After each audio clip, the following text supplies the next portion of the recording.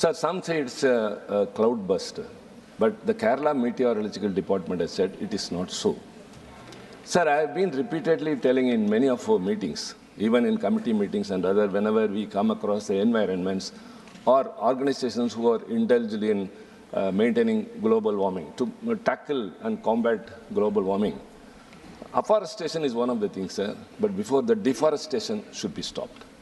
The main reason for landslide and such flash floods are only because of deforestation. Many areas are suffering. Those hill stations which attracted us because of their greenery are now appearing tonsured. This should not happen, sir. Sir, and also we came to know that one environmental scientist, Madhav Gadgil, has given a warning a few months before to take precautionary measures, expecting that such things may happen in the very near future.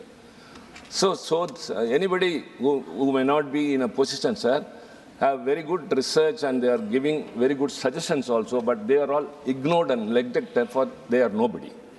So I would urge the government, sir, to take note of all these things, because a scientist, so many people, how to address the global warming, many are giving suggestions we come across, but how far it is true, the government alone can go through that. So Madhav Gadgil's suggestion, had it been taken, this would have been avoided.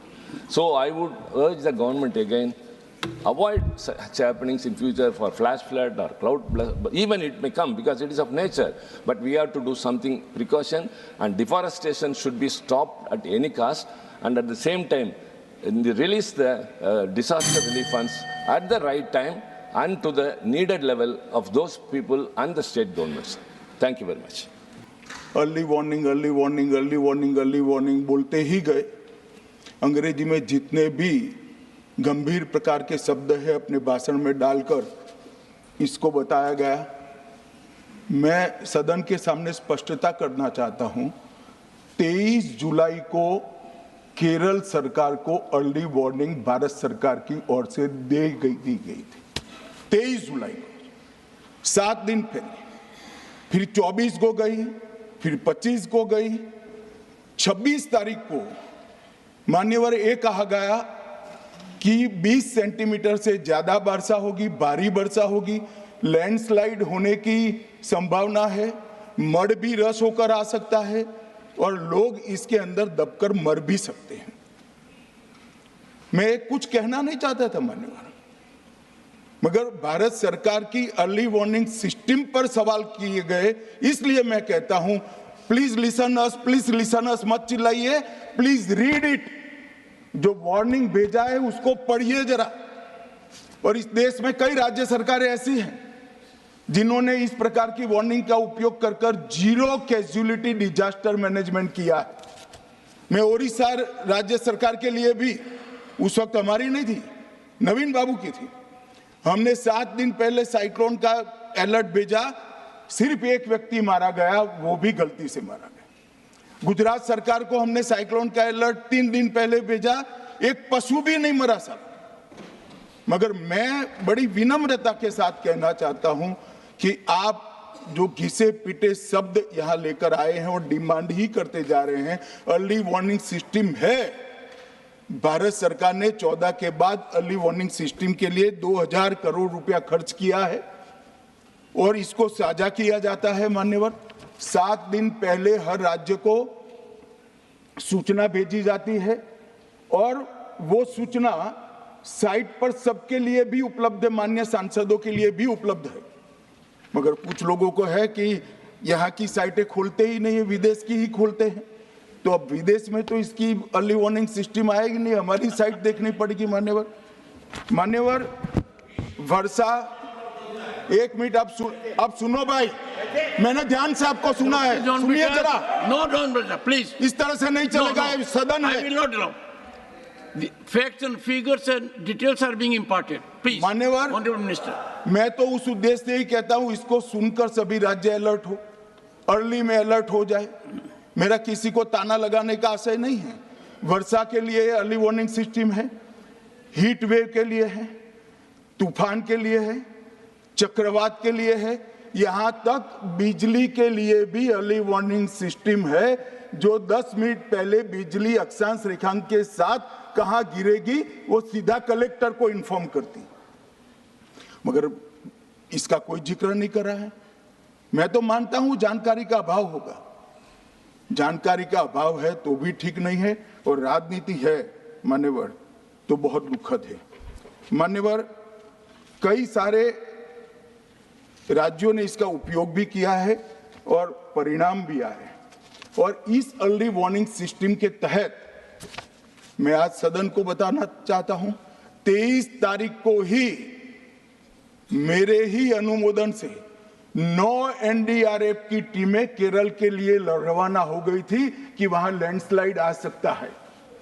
Bharat सरकार ने 9 NDRF की टीमें विमान से वहां भेजी।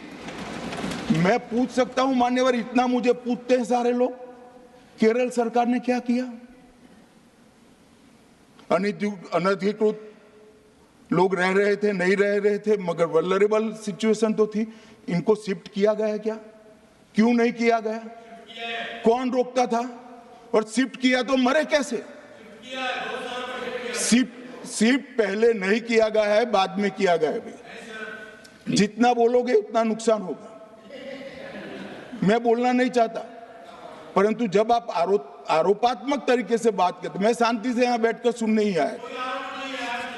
मान्यवर, मैं आज आपके माध्यम से